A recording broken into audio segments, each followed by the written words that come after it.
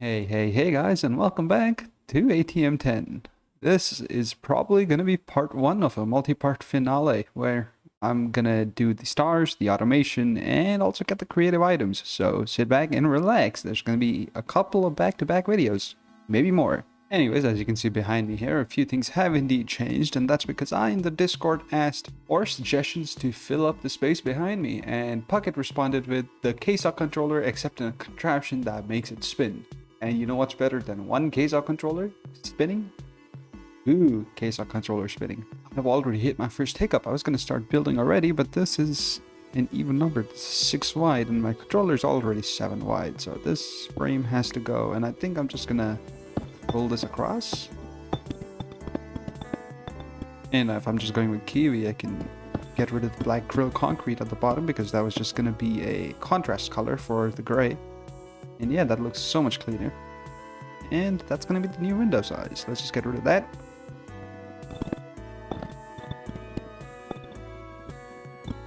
And you know, on second thought, I don't know if I can fit that controller in here, because if I am to build a 7x7, this is already 7 across, so that's how big it would be. And if this thing is to spin, it's going to collide with its edges, because of course it's going to spin around the center block, and then this would clip through that, and then this corner would clip out. And I don't know how I feel about that. So, once again to the drawing board. And so I'm thinking, if the entire corner of the cube has to clear the edge, then it has to be at least as wide as it is diagonally across, and a 7x7 would be about 10.5 diagonally, so let's just go 11.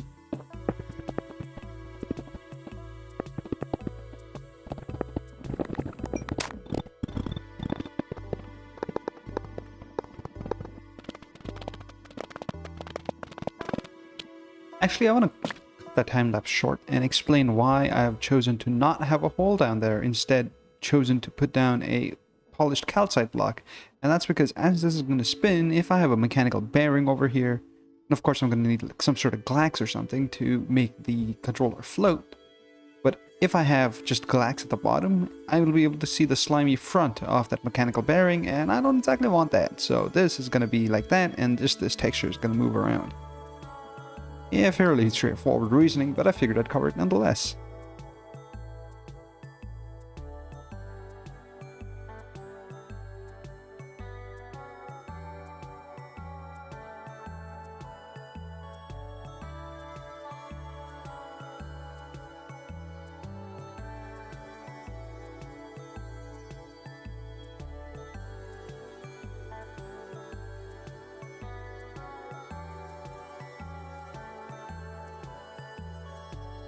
And here we go. That is one completed controller. I'm now going to take the whole thing and glue that on, and then take... Ooh, I'm gonna have to somehow click that piece of calcite, so I'm gonna get rid of the mechanical bearing for just a second. And then get in there and right-click that piece of glax to glue everything to each other. There we go. That is now a single unit, hopefully. Oh, actually, it isn't. But I do have one thing to do, and that is to glue this guy down into the controller itself so that everything turns on. And of course, I'd like my controller to be on if I'm going to display it. I can click that and click this controller, which then glues this ender cell down to everything else, and also to this piece of glax, which is then connected to the mechanical bearing down there. All that's left is to give everything power, and well, for one, to get out of here. A singular gearbox to send out power, and well, I'll need one more to hook it up to here. And of course I'm one shaft short, but if I don't misplace it, that's perfect. And ta-da! I feel like it's spinning a little too fast, actually. Whoa! I didn't know this was possible. Hold on, this is pretty cool. This is giving me some ideas for minigames. Wonder where I'm gonna use that. Okay, I've put a single rotational speed controller back there, and already this is looking much better. The one thing I am noticing though is that the color seems to change when I'm not looking at it. So currently it's just sort of pink. And if I just sort of look away, and I don't know, I guess I'm looking at my Steam engine for a second. Excuse the lag, I bet it's everything loading and loading out.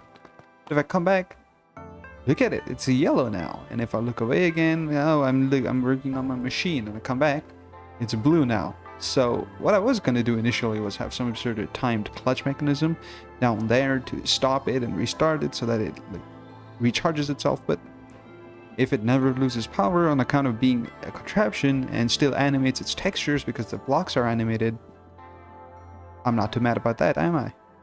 Anyways, I'm now going to copy this and paste it over there. I mean, I was missing a ender cell, and I'm also unsure if it copies the super glue over, and it doesn't seem like it does. And there we go. You know what, Bucket? That's a good one, actually. I enjoy the suggestion. I don't like how blurry this gets if I move away with my shaders, though. It is what it is. And as I am building out all these walls, I'm thinking, gee, I wonder if this will ever clip, and oh, the color changed. Interesting. Anyways, yeah, the total diameter, or the diagonal of the square, does just end up being a little less than 10.5, and you know, I'm so glad when math works out perfectly, because you can see it comes out to just under this block, and this block is the 11th block. So yeah, also I don't completely understand why this changes colors like this, but you know what, as long as they do it together. Yeah. But hey, let's leave the walls for in-between clips KSAW to finish. Right now, let's just focus on more progress towards the stars. First things first, I'm going to need a runic star altar, and it's going to be made in the Hephaestus Forge. Hello, old friend, completely full of all of your fluids and upgrades. All I really need to do is make myself a recipe for one of these bad boys, and then remove the fluids, because, well, I have the fluids. Just gotta stick this into the autoforge and request it. And it doesn't seem like the random loot bag that I had in my thing is the correct type of loot bag. So that means I have to redo the recipe, because I was fairly confident that I could get away with just using the regular old loot bag. I wonder where my loot bags went, to be fair. Alright, here I am once again trying to kill these things, because even though I did do it once, I gotta do it again, unfortunately. Now, where did the thing go? Is this the thing? It is. Wait, is it? What? Oh, never mind, it's right here. Very interesting. Just gotta kill this guy. And this is the loot bag I'm looking for. But anyways, I think that's done. 26% progress. You know, originally this altar was a little bit smaller, I think, but that's too large to fit in this corner right here, and I don't exactly know where else to put it, except maybe back here was my next idea. And still, I think this is gonna cut into the stairs in the back. And sure enough, yep. So I can either move the stairs back, which is possible, actually. Now think about it, it'll open up the view area for this. And how much do I need to move back? Like a couple blocks, 2 blocks? That'll put this pillar in line with that pillar. Or maybe I can go a block further and it'll be more like these pillars, where the outcropping, or the little bolster, I guess, the banister? I don't know what you call this railing thing. You know what, editing KSAW's probably got my back on that one. What I can do then is replace the kiwi frame with gray concrete, and it'll look a whole lot more consistent across my base, and then also give me a couple extra blocks of space over here. Yeah, I think that might be doable. How much further can I push this back? I have about 3 blocks of space here too. 2 blocks, I guess. Decisions. Speaking of things to decide about, if I just float on up, and behind me, if we look around, all these machines that were responsible for the 12x setup from episode 36, or was it 32, are sorta unnecessary at this point. That's simply because those machines don't exist. So, technically, these don't even need to be here. In fact, none of these do, except perhaps the Hephaestus Forge and the Runic Crucible. Interesting. But I think I'm just gonna stick with it. I think I'm gonna move the stairs back a few steps, and we'll go from there. Yeah, I'm hoping this sort of works. If I just take that and I say cut, I do sincerely hope that that does exactly what I expect it to, and does nothing more and nothing less. And then when I say paste, hopefully, once it's done cutting, I can place it right there, and now I know that the stairs end at that spot. Right there is the end of the stairs, and if the stairs end where my where my little crosshair is at. And I have a couple blocks of space before the next thing. Is that acceptable? So if that comes up all the way to this corner, and you know what? I can make that work. Yeah, let's do it. Let's paste that in right there.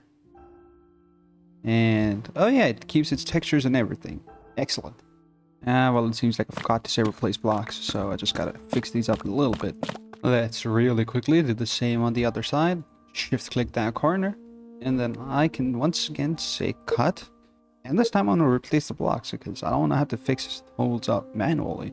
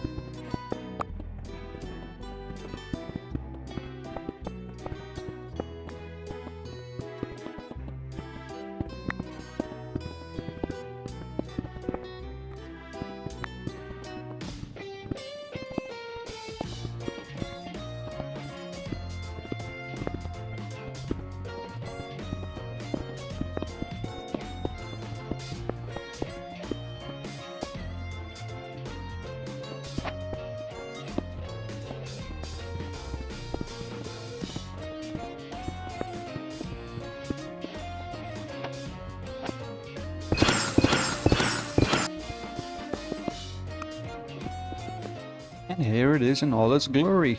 The structure is complete. Well, for all intents and purposes at least. I am still missing a few key things. I need to put in some more. I need to put in some Oriole bottles in these Utrum jars to fill them up with Oriole. That's why they're red right now. And I need to use something called the ferro something or the other. I should have bookmarked it. But yeah, one of these things. The ferromagnetic mixtures. And that is made in a Hephaestus forge with Oriole, souls, blood, and no experience. But hey, at least it's just a tier 1, and I have to have a tier 5 back there. 2 clay, 2 wax, 2 slimes, 1 iron, and 1 lodestone is in the Hephaestus forge. And then we gotta put in a little bit of Oriole, a few souls, a little bit of blood, and no experience. So, yeah. And to make more Oriole bottles, I'm gonna need to automate potions of regeneration 2. Ooh, I'm missing objects here. Whoops. And as you can see, even after fixing up everything else, the cables could not be copied. Once again, this is why it is extremely difficult to make a sort of schematic or anything for the big controller, because cables and their subparts cannot be copied. Even though they were a part of the area that I copied, when I paste them, they don't exist. Anyways, it's now time to build out the system. I mean, first things first, I gotta do that so that this is now an actual machine, and then give it some sort of power. Boop. Hell yeah. Now, this interface is gonna have stuff coming in. Some of it's gonna go here, some of it's gonna come back out, and some of it will end up as an input. And I feel like I never really explained why I'm making potions of regeneration. It's because potions of regeneration can then be crafted into Oriole bottles. Well, if you make them into regeneration 2s, that is. There we go. That guy, along with a bunch of arcane crystal dust, turns into Oriole bottles. And Oriole is what needs to go into these Utrum jars so that this machine can work. Moreover, I also need Oriole to run the Hephaestus forge one last time. So first things first, I want to put in a bucket of potion of regeneration into the fluid buffer somehow, please. But you know what? I'll just make the system do my bidding for me. And to make it a potion or regen 2, I'm going to need to put glowstone in here. I already have glowstone in this interface. And then something has to be done to power the subnet. If memory serves me right, in the main systems here, I have the cables coming out the front, powering the interface and giving me a storage monitor. And also controlling this thing, which controls the machine. Okay, I can do that. And hey, after grabbing a few channels, setting up the correct frequencies, having it set up to only produce when there's so much of this stuff, I can finally just right-click this on, right-click this again, and there we go. If I now shift right-click this with an empty hand, it is locked. I now have 74 buckets of potions or regen 2. Now to bottle all this, I am probably going to use the same old bottler I've been using since the beginning of time, right here. And now with potions and regens ready for autocraft, I should be able to just simply put a Oriole bottle crafting recipe in my system and request bottles instead. Can I just say bottle and have it show up? I can. How many do I need? Let's just start with 10 because I want to see how this thing works. So this little bottler should be doing its thing, and sure enough it is. I could speed it up, but I don't want to. And in the meantime, Oriole bottles coming in. Perfect. Now let's go over to the Hephaestus Forge and put these in here. 100 Oriole. This recipe also asks for 2 souls, so 2 souls, a little bit of killing. Blood for the blood god or something like that. How much blood do I need again? 1250? 600 blood? Yeah, let's just kill a few zombies. It's fine. Will not be missed, right? Come on now. One last time. The gavel goes bonk. What? Oh, it just took a second. No particle effects or anything. Alright, whatever. Fine, I guess. A little bit disappointing, but that's okay. Now I just gotta right-click it on that or something. There we go. I have to shift right-click it. And now comes the tedious task of clicking in all of these Oriole bottles. Just gotta stand here and... Yep. Give me a moment. Alright, that's one jar completely filled up. I accidentally never mentioned that each Oriole bottle is only 35 Orioles, so to fill up 10,000 Oriole, I need just under 300 bottles. So, oh, my macro is still on. Yes, I have a right-clicking macro. You're not gonna expect me to sit down here and just keep right-clicking for hours and hours at a time, right? I mean, I don't want to give myself RSI just from doing that the entire time. Oh. Wait, okay, so I guess I don't need hundreds and hundreds of bottles, because the moment there's even a little bit of this stuff, it counts it as a valid object. I guess it just checks if there's any Oriole in it or not. But you know what, since I have come this far, I am going to continue to fill this out. Only because I'm a man of principle. Go, let's just do that. Underneath the machine now, this guy gets an energy hatch over here. And let's just put the item hatch right next to it. So, of course, I'm going to use a gate to power on the star altar. And if you don't already know, I am oh so close to being done. That comes from somewhere, and I would like to know where from, in case it's possible for me to steal a connection. And no, that link is saturated. Fortunately for me, this thing, which is directly under the potion brewer that I have just set up, allows me to get a few more channels to where I need them. Boop. Boop. Oh, one more patent provider. And an output hatch that can live right there. Some pipes to transport the crafted items back out and away into the patent provider. And then I need just some form of cable. Where will I ever find some cable? Oh no, there's no cable in the AE2 guy's base. Anyways, there we go. Patent provider is now active. And finally, I can encode this recipe. We go boop and boop. And it does look like I'm missing a recipe for the Philosopher's Field. I'll have to check that one out. But in the meantime, this can go right there. Yep, so it turns out that I was simply just missing the recipe for the Philosopher's Stone. I guess I never actually re-encoded the recipe after they had placed burners to a part of its thing. But hey ho. Now it's done, now it's in place, all I need to do is... Oh, I'm missing a good chunk of diamonds here. But I'm also missing the alloy block recipe, the basic engineering block recipe, the jetpack, the redstone acid, the potions night vision, and the wireless universal terminal. I don't exactly remember where in the list of things these are, and I was fairly certain that I was supposed to craft these by hand. But where's the jetpack used? For the jetpack units. Oh, okay, to make the gravitational modulation units. I see. Okay, that's easy enough. That's a very simple craft. For the potion of night vision. That should not be a problem at all. I have that automated completely. Redstone acid has been fixed with a crafting recipe. Making the jetpack recipe is as simple as doing that. Okay, basic engineering blocks is just iron and treated wood planks, which I have in the infinite numbers, so that's fine. Redstone acid is done. Potion of night vision will probably need a little bit of fixing. This guy is probably in trouble because of the changes to its crafting recipe. Yeah, they made it so that I gotta do it this way instead. Whoopsies. But I think I should be able to do this in here as well, so that's okay. Here's all of them terminals crafted. And the only problem that I had was the fact that the Nexium emitter recipe was not accepting substitutions. So I just re-encoded that recipe with substitutions enabled, and that seems to have done the trick, and Nexium emitter is crafting as we speak.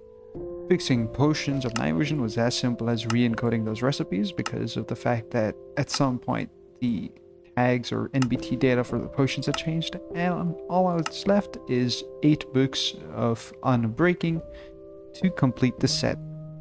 So, let's do that. All that's left is diamonds. But that too is a problem that's not too hard to solve. All I gotta do is that, and speed everything up as if... You know, this is the first time I'm using this, and I am just realizing that it's highly likely that I'll have enough diamond essence by the time I'm done with filling out all of these simulated hydroponics. But either way, at least I'll have it, right? Plus, I'm gonna need to do 17 more after this one, so there's a lot of right-clicking in my future. Oh, and hold on, just while waiting around, while accelerating all of the simulated hydroponics, as well as trying to get new processing units for diamonds up and running, I think I've hit the 60k mark for diamonds, and that means I can craft my first ATM star. Let's go. That should be everything. And just like that, all that's left is compressing the netherrack a whole bunch. That's happening somewhere on the other side there. And crafting up all of these alloy blocks, which it is slowly but steadily doing. Every now and again, it gets a request. The pattern provider puts all the stuff in the stuff. The big source jar puts the source in there, and it does the craft. Yep, that's probably going to be my bottleneck. So I can craft these up while I'm waiting for other stuff, but hey ho. Glad it's working so far. I've just given the modeler router responsible for this craft speed add-ons, just so it can send the items out much faster. You can already see how much faster that is. And all that's really left as a part of the Aldemod Starcraft is these things. There we are.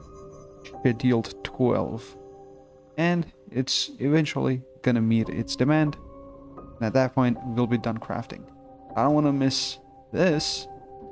So, I mean, technically all I can do is wait, because it's not like something great is going to happen here, but yeah. I am this close to being done, guys.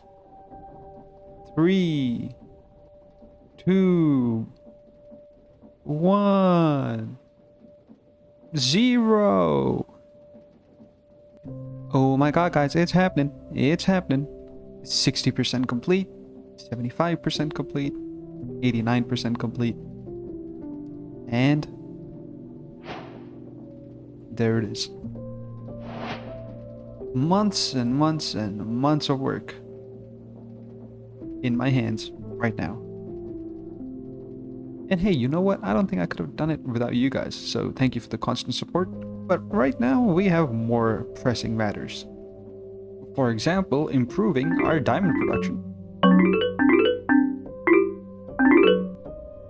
And the more I speed things up here, the faster I get the processing units to 2x, and that means that everything else produces at double the speed. So that one's hit 2x, that one's almost hit 2x, it'll be hitting that soon. That one is also about to hit 2x, and this one was replaced recently, so that's not yet close.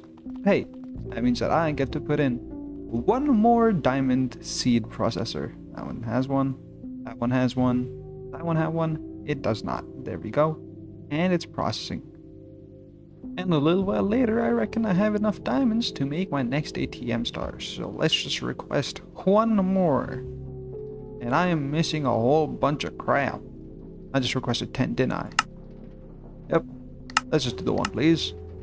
2 potions of regen, 1 rainbow coal, and 1 wither prediction. Now, what needs a singular wither prediction? I don't quite understand. Probably this? I don't know. I'll have to do some digging.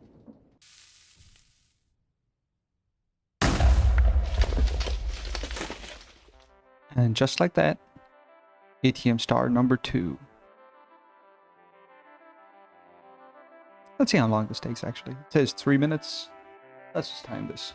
I want to know how long, because this is almost always wildly incorrect. So, I'll see you guys in 2 minutes. Quote unquote. The craft has just finished, and that took all of 12 minutes instead of just 2. That's partially my fault because the pink slime system was broken. Turns out pink slime must have had a recipe change at some point where making pink slime using, oh, well, I can just press R over here. It produces a teeny tiny bit of water, and over time this water clogged up in my dissolution chamber and no more pink slime balls could be crafted. But either way, it is time for numero 3. Third ATM star. What are we missing? An omnidirectional hopper, some other stone, dark tanks, and white forges. Let's just make the 20 of these right now.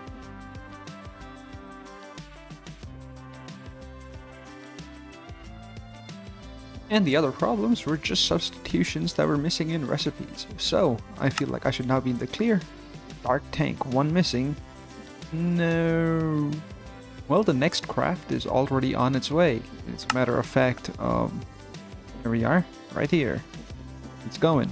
The problem seems to be the NBT data associated with a full Eclipse Ember tank.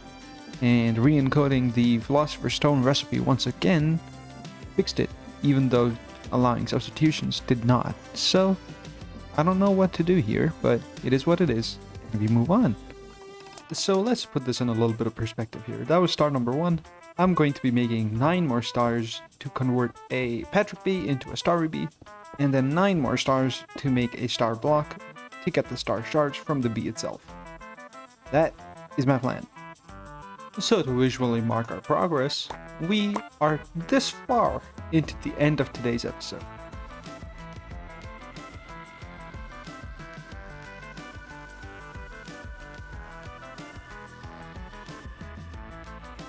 Alright, number 4 went off with no problems at all. It's time for number 5. And apparently I still have everything I need, which is excellent.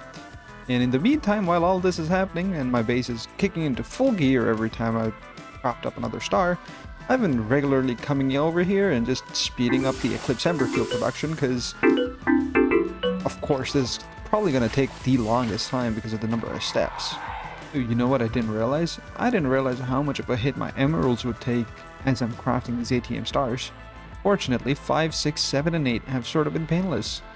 And we're on to number 9 now. Fortunately for me, I ran into very few issues after number 5, most of which were solved by either speeding up the little compressors over here or speeding up the emerald production all the way back there. In fact, emeralds happen to be the next big holdup. But hey, we're getting through it slowly. Star number 12. For those of you keeping count, that's a dozen.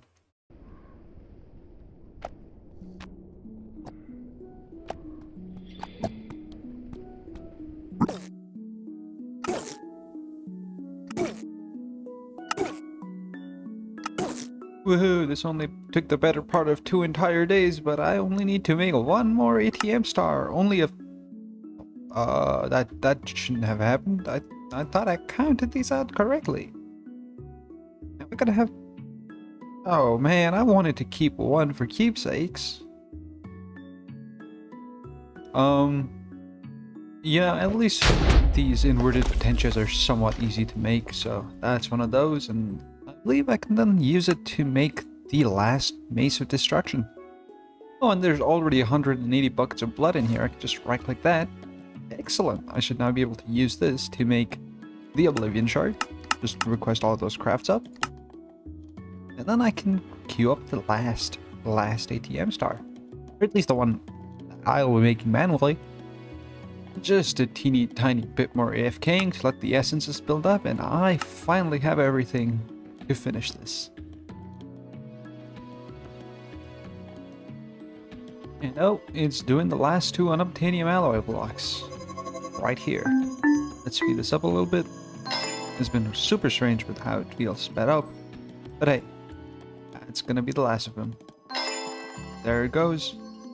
It's now probably all the way on the other side of the base. Here. Right, there it is. Speed that up too, because why the hell not? And any second now. There it is. Final ATM star. And with the 19th ATM star out of the way, I think I'm good to call this first part of the finale right here. And with that being said, this has been KSAW from Mods 10. And I'll see you one more time next time. Peace out, everybody. Stay tuned.